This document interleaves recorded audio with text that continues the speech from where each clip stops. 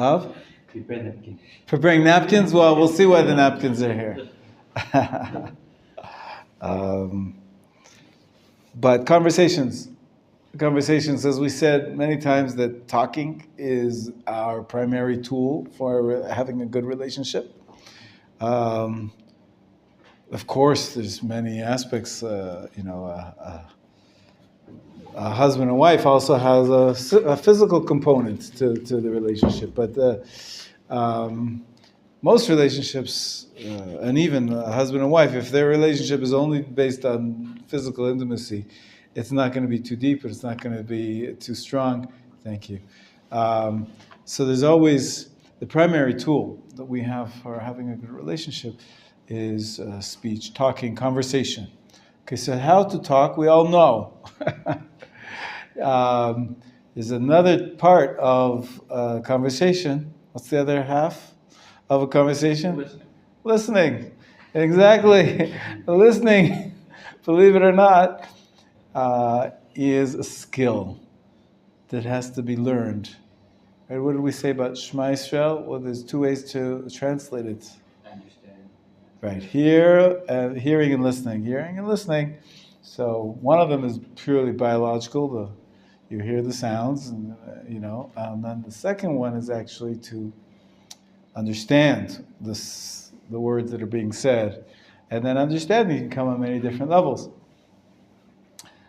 And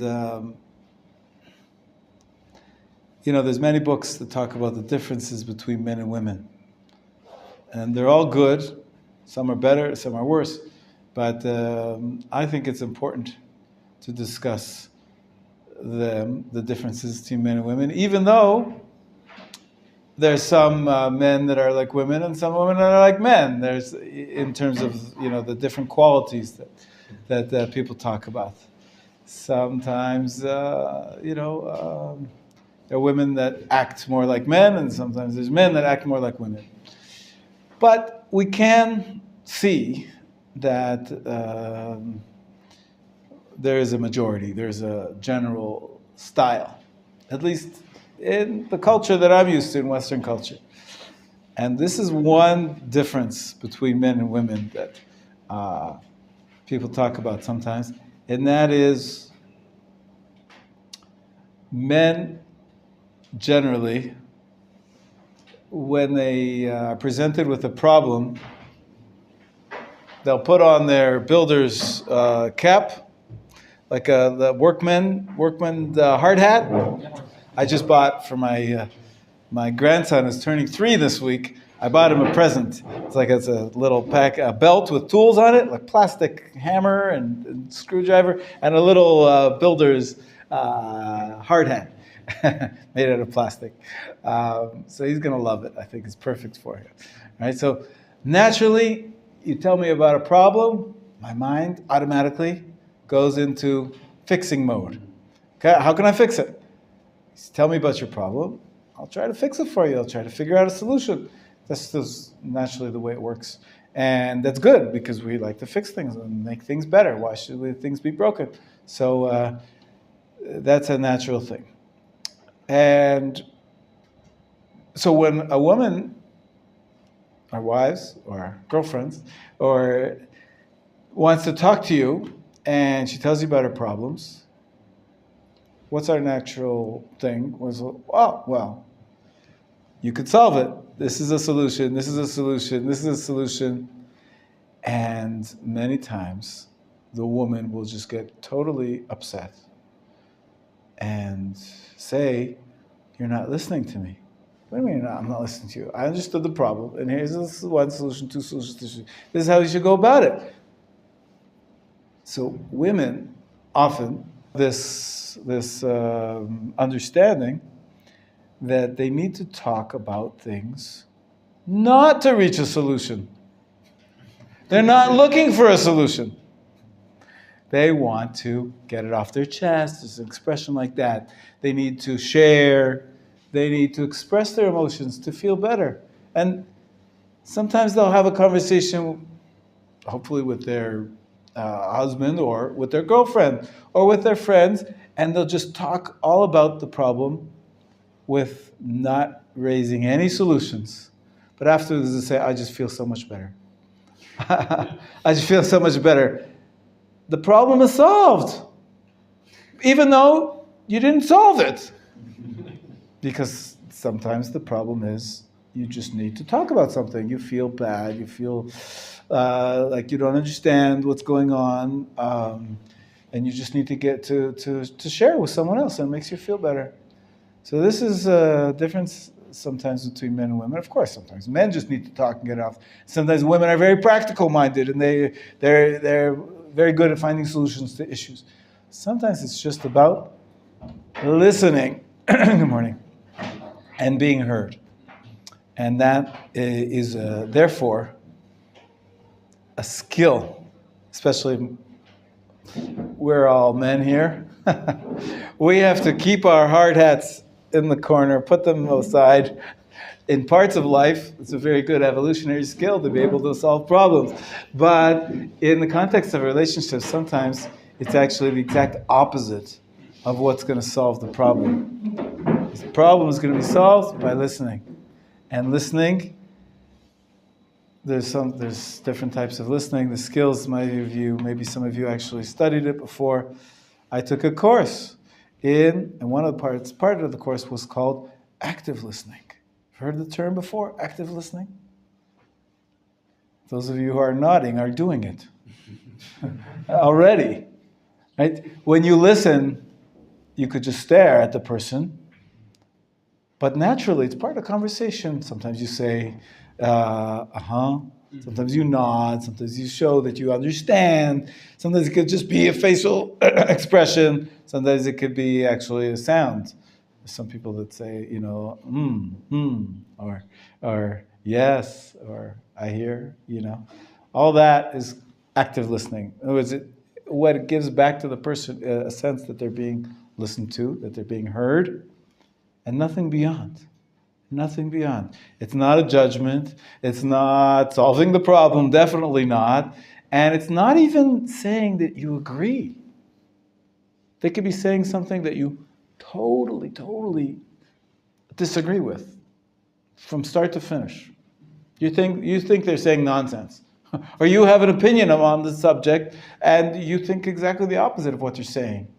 But the first part of having a healthy conversation is for each person to be able to say what they think, what they feel. And the other person's, their job is not to right away say their opinion. Hopefully the conversation develops, there'll be a chance, there'll be a time for that too. But the first thing is, the first statement, the first person has to be heard. And active listening means that they even have to be affirmed. And now that response, it doesn't mean agreement, but it means many times it should include reflecting back to the person what they said. Just to make sure that you understood correctly. Sometimes you can say A and someone else will hear B. And then you go ahead and continue the conversation and then they'll say, I didn't say that. Or I didn't mean that. Means what? I didn't express myself properly. It's your fault. You know that. But the point is, you want to actually understand what the person is saying. And so the best way to do that is with feedback. It's called a feedback loop, but not what you think about what they said. Not how you react to what they said. It's very hard sometimes. It's almost like you have to be objective. You want to have a conversation, you want to say what you feel. But before they can be ready to hear what you think, they have to be sure that they were heard, that you understand what they said. If you understand what they said, then they're willing to hear another opinion. But if they don't feel like even their opinion was heard, then it'll just be, everybody trying to say their opinion, like there's two people talking and nobody listening. Everybody's yelling at each other. Sometimes on the Israeli radio or TV shows, they have political discussions where everybody's talking at once and they're both saying what they want to say, but nobody's listening to anybody. It's kind of ridiculous. So, so what we're going to do today, B'ezrat Hashem, for a short little bit, is we're going to do some active listening. Okay, we're going to have conversations amongst ourselves. And to facilitate that, I want to teach you another trick. First thing, up till now, we talked about conversation and listening and active listening and reflection. The way to do that, the tool is, sometimes the feedback loop is, after someone expresses themselves, so you'll say, I heard you say, and then you repeat back what they said. Sometimes it's verbatim. Sometimes it's not. Sometimes it's a summary. But you have to be listening intently so that you're able to repeat back what at least the major thrust or the major point of that person was saying. Sometimes a person could talk for 5 minutes to describe how he's feeling, what he's thinking about something. And then at the end of it, your job as a listener is, okay, throughout you'll be nodding and saying, yes, I hear. And then afterwards, you'll sort of as a summary, you sort of say, so I heard you said that you feel upset and angry because so-and-so did X or Y or Z to you, and you're feeling sometimes like this and sometimes like that. And if you get it right, then this person will feel really good and say, yes, that's what I was trying to say. You heard me. You understood me correctly. Now, then there's going to be another stage of the conversation, and this is where I bring my special napkin holder. You can hand it around, and you can see that underneath the napkins, there's a spring, right? You see that? Can you feel that the napkin has a spring underneath it that pushes them up to the top? It's very cool. It's a very cool napkin holder. You see that? You feel that? You feel that? What's the point of having a spring under the napkin holder?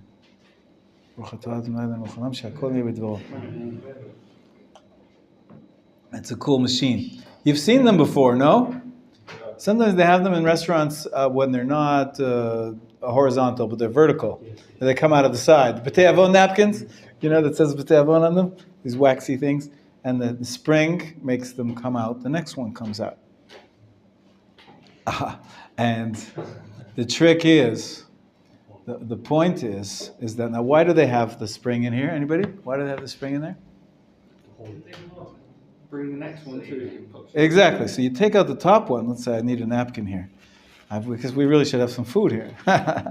You take out the napkin, great. You take out the top one.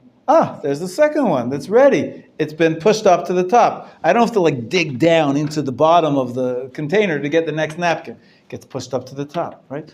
How did it get pushed up to the top? Spring. Yeah, but the spring was always there. You took one out. I took one out. So I took one out.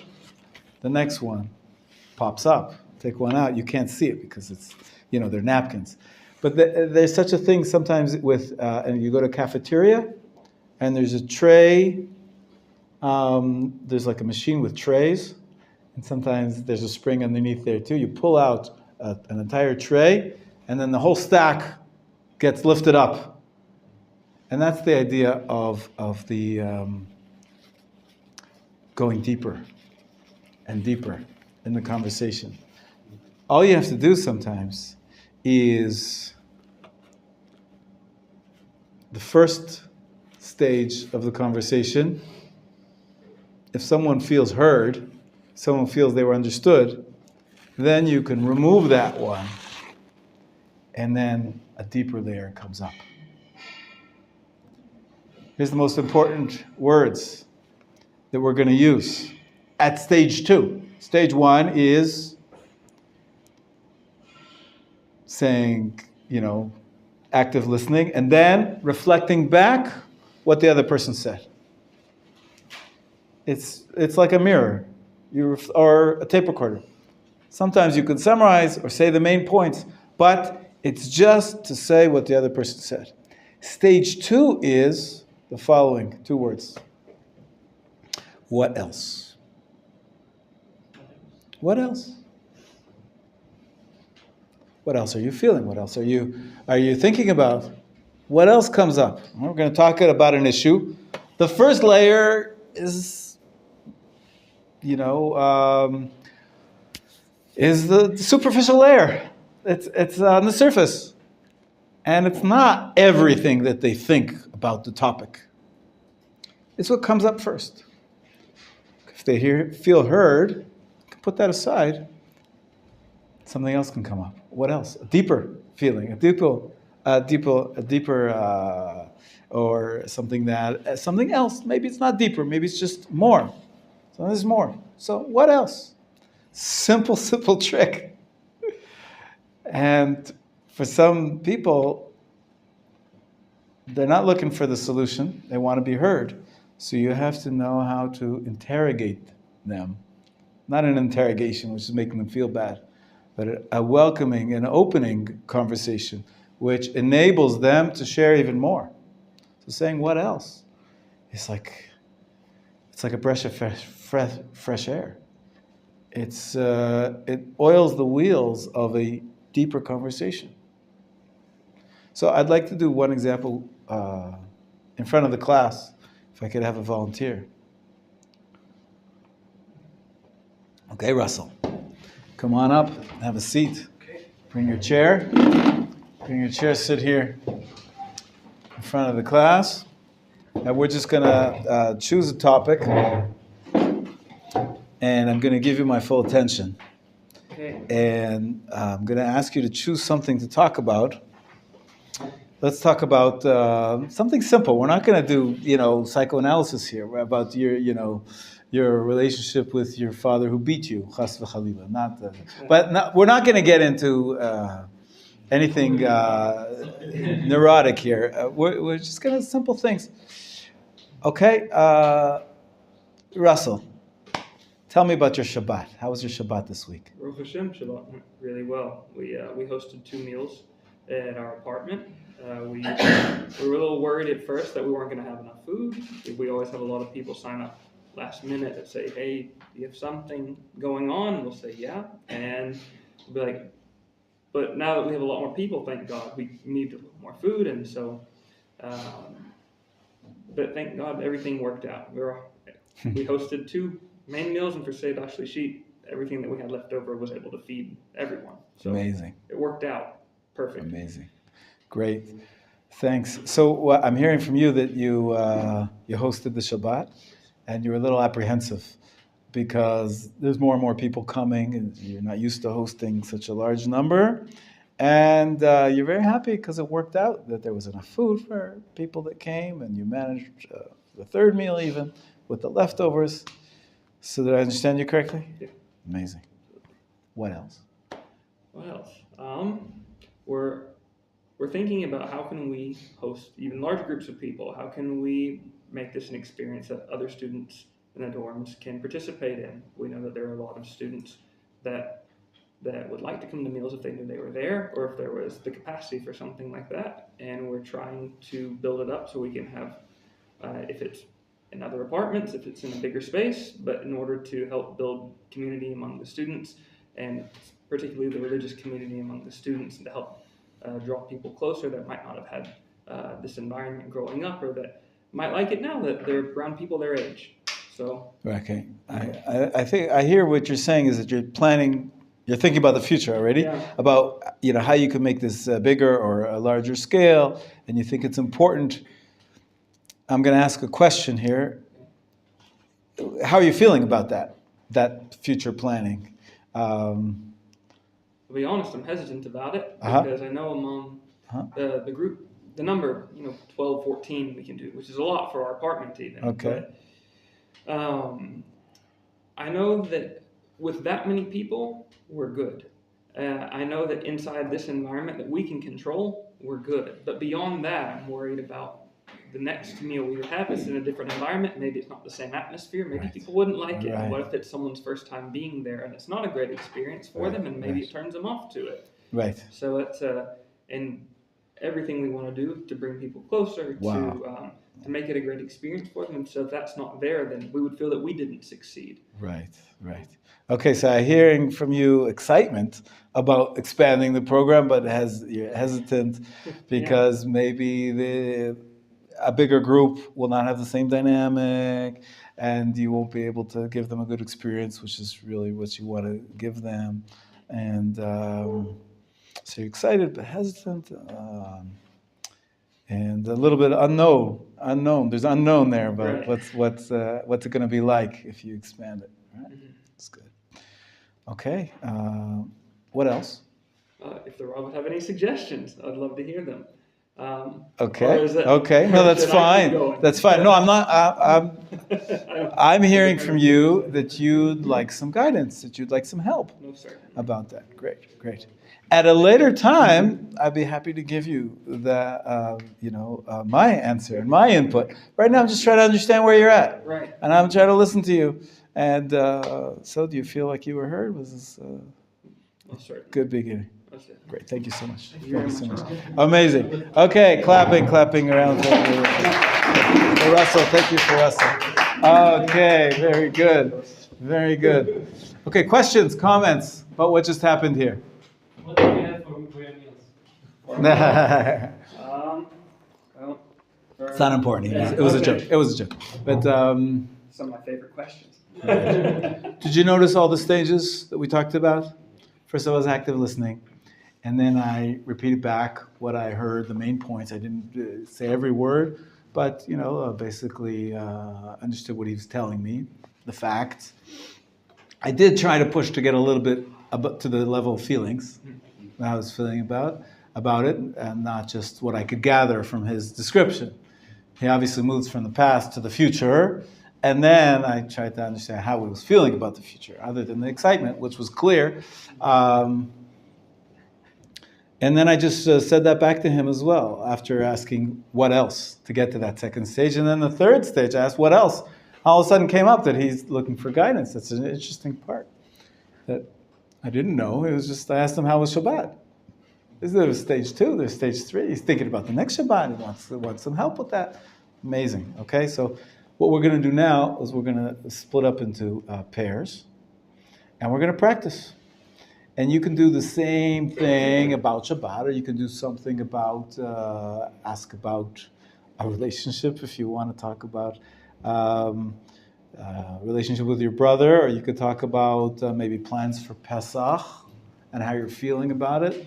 You could talk about the yeshiva, how you're feeling in your room, or chavrusa, or whatever, So between the two of you, decide. And right now, we're going to just try to do one direction only.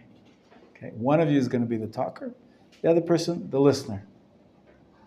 And again, your job is 3 parts. Active listening while he speaks. Reflecting back to him what he said. And then, what else for the next stage? You can do 2, you can do 3 what else's. You can go deeper as long as we have time for it. We'll do about 10 minutes. And our example took 5 minutes or something like that? Yeah. So, let's keep it simple. I happen to have here another toy. This is my latest purchase. I got it the other day when I was buying that hard hat for my grandson for his 3-year. So in the toy store, they had one of these. I said, these are great. This is a 5-minute egg timer. It's called an egg timer they make them 3 minutes for eggs or 5 minutes for eggs. But an egg is usually, how long do you boil an egg? Between 2 and 10 minutes. Soft or hard? Yes. 10 minutes? 10 minutes is hard for with freeze. Okay. We're going to start with 5 minutes. Okay, so pair off, and one of you be the listener, one of you be the talker, and try to implement the tools I've just been teaching you. Okay?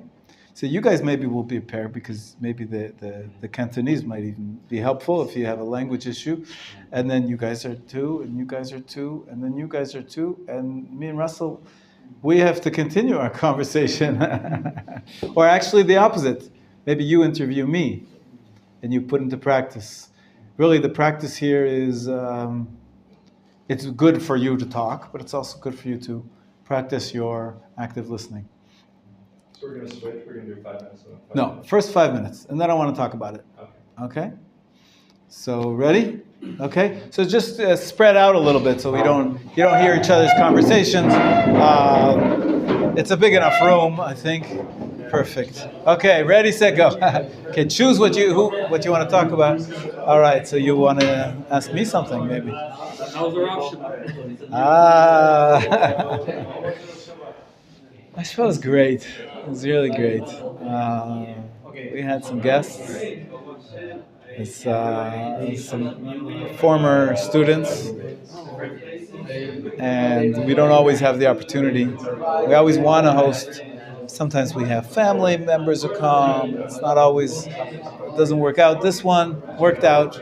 We didn't have, none of our kids were home, and so we hosted, and it actually worked out amazing that some of the former students, the alumni that came, they knew each other. They're from the same period at Machon Meir, and so it was like a reunion type of thing. So it was really nice.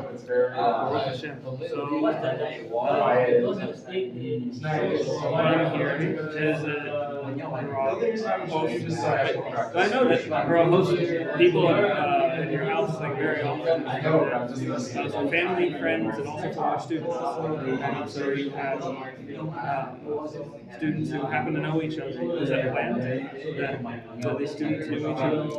Let me correct you. Okay. What did I say about hosting this Shabbat? This Shabbat that What did I say? you didn't. You had former students that I think I said I was happy that it worked out, because it doesn't always work out. Doesn't always work out because we had family. This time we had no kids, and I was happy that we were able to host. Second thing I said, I was happy that they knew each other, and it worked out. That it worked well socially because they had an interaction between them. It was like a reunion type of thing. so it wasn't. Well, it was planned that we were going to host, and then we tried to get students, and it worked out that they knew each other. It wasn't absolutely. I didn't try to make a reunion, but it worked out that way very well.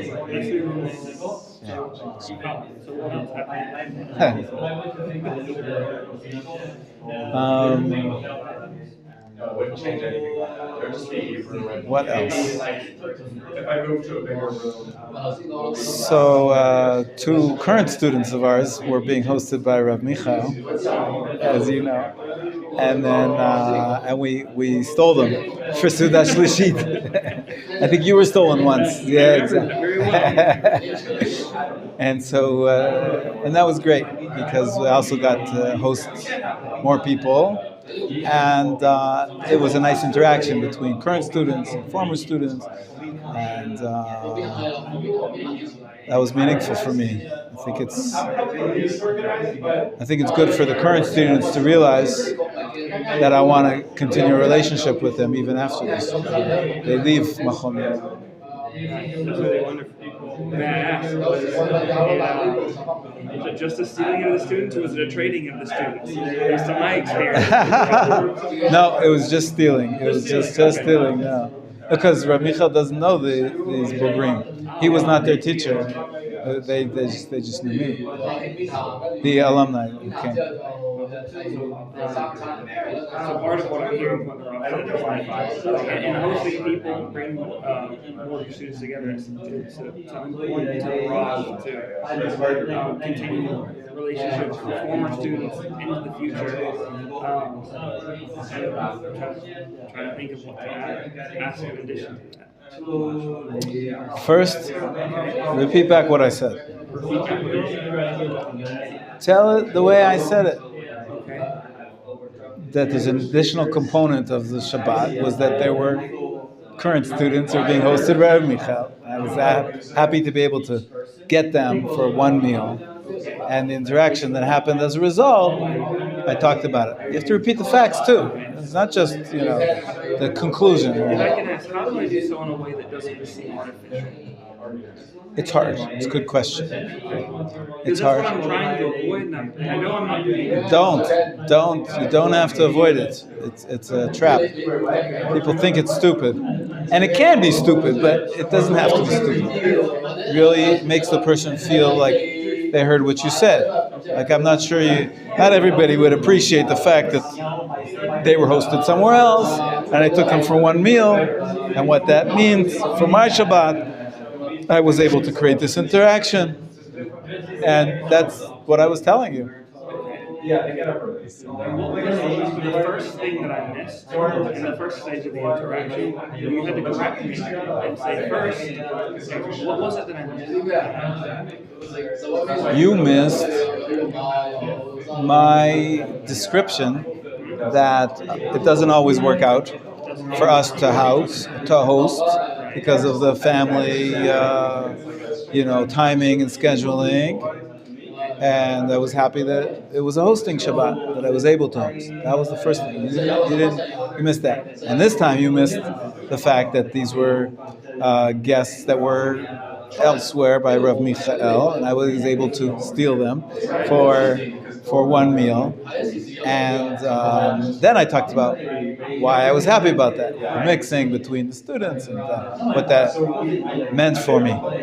But sort of missed the facts both times. Can we try it again? Sure. So, I'm going to try to recap from stage 2.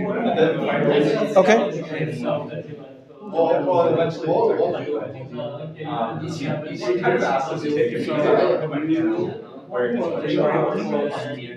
And then once you were able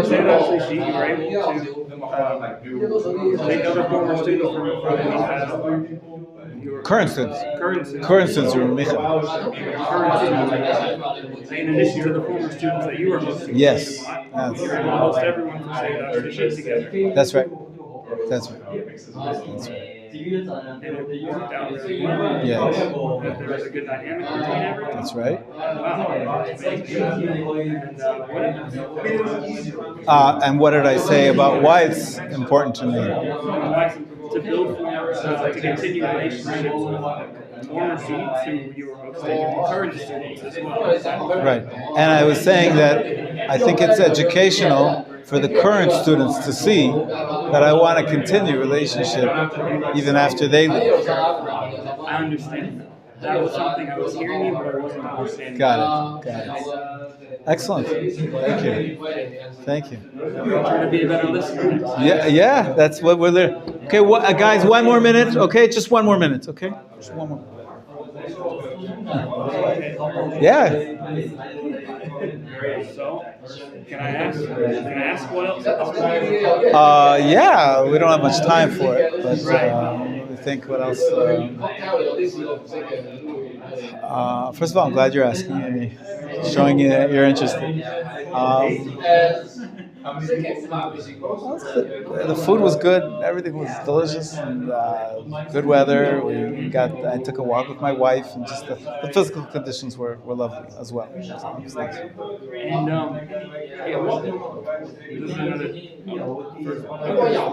what did I just say? Everything else is really well. Not everything else. What else did I say? In particular. You spend time with your wife. The weather conditions are really good. Food. Said the food was good, right? Repeat what I said. Then I can tell. I'm sorry. Okay, we're gonna. Yeah, that's part of it. It's like I'm holding on to what you're saying. The word, it's hard for you to hear. Background noises, I have to filter certain things out. Right? True. Okay. Seder. Okay, let's bring it on together. Let's bring it in together. 5-minute exercise. Okay, we took an extra minute. 6 minutes. I want to hear your impressions. First, I want to hear from the people that were being interviewed. How many of you felt heard, felt that you were being listened to and understood? So who here, you were being listened to? And how did you do? How did he do? He did great? Yeah, you felt like he was listening to you? Great. So I had an expression, we had an interaction here, and I wasn't being heard as well as I was expecting. But it was good. It's a learning experience. Who else here was being listened to? Yeah, Gabriel. Yeah. Because I figured some of the questions he asked, he paid attention and wanted to know more about certain topics. Yeah. But I felt really weird that he's the only one asking questions. And like I want also to know about it, but 5 minutes only. Only one side. We wanted it only one side. It's to make a point. Yeah. Each stage of the conversation is important. You'll have a chance in a few minutes. We're going to do the other side. But I want to learn from this experience. And who else was listened to? I listened to him. Okay, Yisrael. So did you feel like he understood you? That he heard you? Yes. He asked, I feedback. He also asked more. Yeah. Okay, good. Okay, and how about you guys, Hananel and Aaron? How did it go? I feel I was listened to, but more like I feel cared. Hananiel asked some personal questions, asked my opinion on certain issues. It's very friendly. Yeah. But you were okay with that? It was okay? Yeah, but also there are many questions. Probably it's better to dig one question deeper than ask a question and then move on. Right, absolutely. They're all napkins here, right? There's not one basket that can actually have fruit, and there's another machine for vegetables, another machine for. Right, so you want to choose one topic and go deeper and deeper about how you feel about that issue or that occurrence or that event or whatever it is you're talking about. Now I want to ask the people that interviewed. What did you find easy or hard about being the listener? So who did the listening? Eitan, you did some listening. So tell us about your experience. It's like, it's nice to listen. It's like strange. It's nice to talk. It's nice to listen. You want to know about what he did. Like I asked what he did on Shabbat. Yes, you want to get like information about him. You want to know him. You want to have a connection with him. Okay, so yeah, you liked learning about someone else. So you were curious and you enjoyed it. Yes. You enjoyed the interviewing process. Okay, somebody else, Shushan. It was very limiting. Limiting. Yeah, you kind of want to bring your part of the experience in. Right. Yeah, Right. And if you say that only asking questions, so Right. get to the real discussion. Yeah, so it's Sure. feel like I hear that. Yeah. It's definitely your job was to only be the listener. It's not a free-flowing conversation between the two. You're right. It's a little bit limiting. How about you, Hananel? How did you feel about interviewing him? Great. You liked it? Just like an exam quiz. Just what? And like an exam, you say, yeah. I just what's in my mind. Okay. Very different topic, something like that. Okay. I don't know. Only single topic. That's why up different topic. Okay. Different topic, something you didn't know about. You say. Okay. Stephen? Yeah, also feel a bit limiting. Yes. Yeah, so it's like the flow is just one side is listening. So it's very hard to if you want to probe more and more and more, then you will come out. Go deeper and deeper. Right. It's amazing, but I want to impress upon you how important it is to listen. And and to limit yourself so that you can listen to the other. Because really, if you were to right away answer with what you feel, then you'd stay on the upper level, right? You never get to the deeper levels. You never really hear what else they had to say.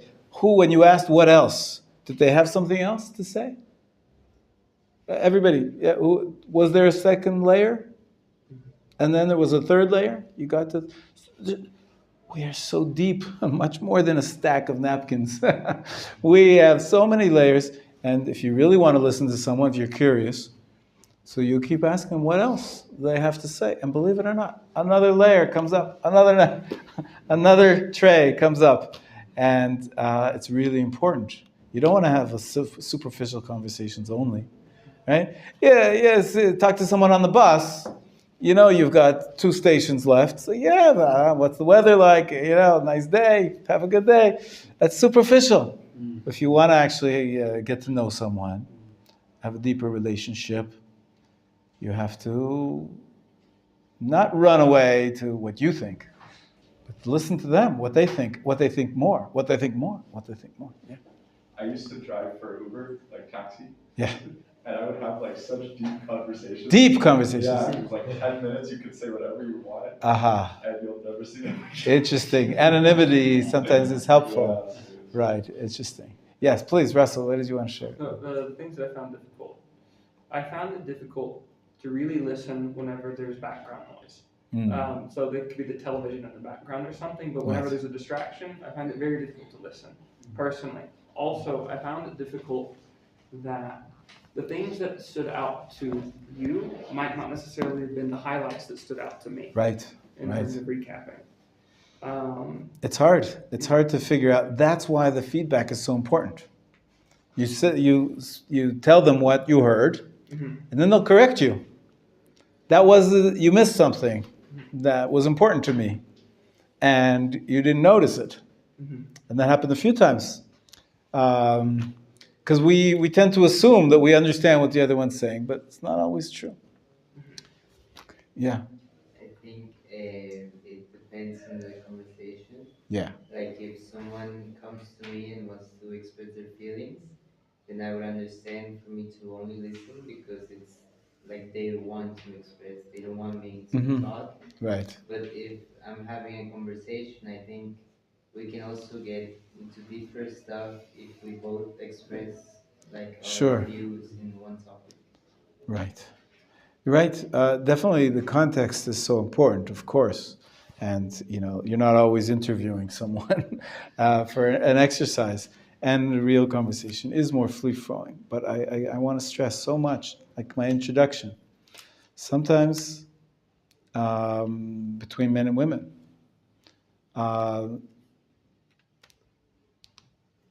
so a woman will want to talk about her day or what happened to her, and she doesn't want you to solve all the problems. She'll feel better after she's shared with you, and even men as well. It's a normal thing to need to share and to talk to someone, and she's not really even interested in what you have to say about it. She wants to be heard. It gives you legitimacy, it gives you a good feeling when you're understood by somebody else. And that is the first part of having a good conversation. Both people are, talking about their opinion on something, but they're not listening to the other, then you're talking at each other, not with each other. And to avoid that, we have to train ourselves. It's a little bit unnatural at first. Poor Russell, I stopped him because he got stuck with a professional. This is what I do. And I sit with students, I listen to them, right? And I try to understand them. Many rabbis, exactly the opposite, right? They're giving what they feel about life. And they're giving their opinion on life in the universe and everything else. And the student is less important. I feel we have to have a relationship. I always have to understand you before I can give you advice. You wanted advice about, remember the example we had up here in front? You told me about, what was going on. I think you were comfortable asking for advice after you understood that I understood what was going on, what you were trying to do and why you were trying to do it. And then you were open to hearing my advice or what I had to say about the topic. Sometimes Shushan, if you were just to right away jump into the conversation without giving Menachem a full listening, maybe he wouldn't really be so receptive to what you had to say. Maybe he wouldn't be interested in what you have to say. He wants to make sure that he, in his opinion, and what he wanted to say was actually being understood. Many times I'll have that experience when in a class. Okay, it's a different context, of course. But I'll be giving a lecture, and someone asks a question, and I say, it's a good question, but you didn't hear what I was saying. So I was talking about something else. And it's good, your mind is creative, and your mind is always going on from one thing to the next thing, and you have an interesting question. But first, the point that I made, I want you to hear that point, because maybe I have a development, maybe I have a certain reason why this point should be discussed first, and then we'll get to the next point second, and the next point third, and the next point fifth. Start from the fundamentals, like in our fundamentals class, right? We try to focus on the most important, the fundamental things first. Even though, sometimes I'll get a question, someone says, what happens about this custom on this Kabbalistic, and Wait. Before we talk about all those interesting Hasidic groups that have this custom or that custom, what is the core? What is the first thing? So I think it's very, very important to let the conversation progress slowly, and with each stage being heard. Don't even ask what else. Don't go to the next thing until you check that you actually heard, you understood even the basic facts. I think that, just if I may bring an example from our conversation in private here, we also talked about Shabbat, and I was supposed to describe how I enjoyed my Shabbat, and I said a few things about my Shabbat, and we talked about it afterwards, and Russell actually said that he felt uncomfortable just repeating back the facts of what happened. But I didn't feel heard. For me, it was important that this Shabbat was different than the other Shabbatot because of X, Y, and Z. And that was part of my experience of Shabbat that I was trying to share. And it can seem a little bit stilted, limiting. It can be almost repetitive. Like, you just said that. Of course, why should I have to repeat it back to you? Because you'd be surprised how many people say things and the details were missed. And really, some of the details about why this Shabbat was like this and not like that, or what happened on the Shabbat, it happened in this way and not the other way, that was really important for how I felt about the Shabbat. And without the facts, you can't really understand the feelings. So we cannot skip stages. We cannot make light of. You don't have to have every detail, but the facts are also part of the story. At least at the first stages, before you get to the deeper levels of what else is important. Then usually it takes a while till you get to deeper feelings and things like that. But on the first stages, it's very important to listen to the simple story that's being told about the details, where you went on Shabbat, or and maybe why this Shabbat is different than a different Shabbat, and all those kind of things. Last questions before we have to break. Russell and Gabriel. It was challenging for me to listen, not just because of the format, but also in terms of who it was I was speaking to. My wife, You had a tough one. Right. But I mean, also like the dynamic between you're my Rabbi. Sure. I'm your student, and then to hear you telling me these things, it was difficult to just listen and repeat. Whereas for someone that I might perceive as like they come to me, like maybe there's someone who's like a student of mine or my wife. That even that's like a very different dynamic than someone who you know is above you. You know your place in a relationship. Absolutely. The context means a lot, as Gabriel said earlier. What else do you want to say? Yeah, I think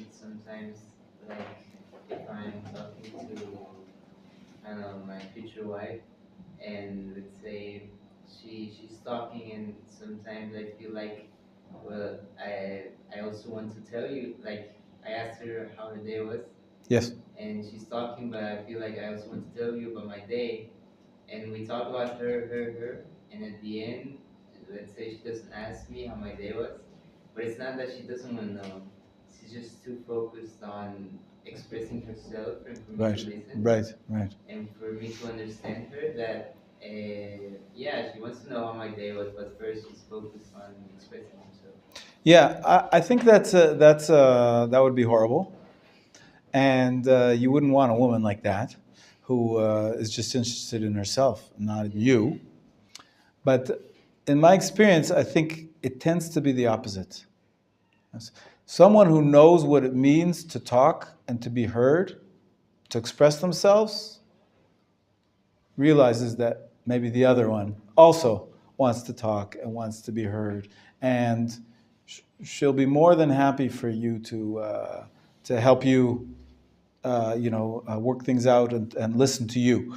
So if you're being listened to, if you appreciate being listened to, many times you're a good listener as well. And it's like I said, you've got to take off our hard hats. Stop being the builder that's fixing the solution. Your job is to be a listener. And her job is going to be to listen to you as well. We didn't get a chance to do the other side today. Maybe another time we'll practice again. It's a skill, it needs to be learned. It's not, it can't be learned in one day. But I think it was a good beginning. It's a good beginning. So, Shavua Tov, Tzat Hashem.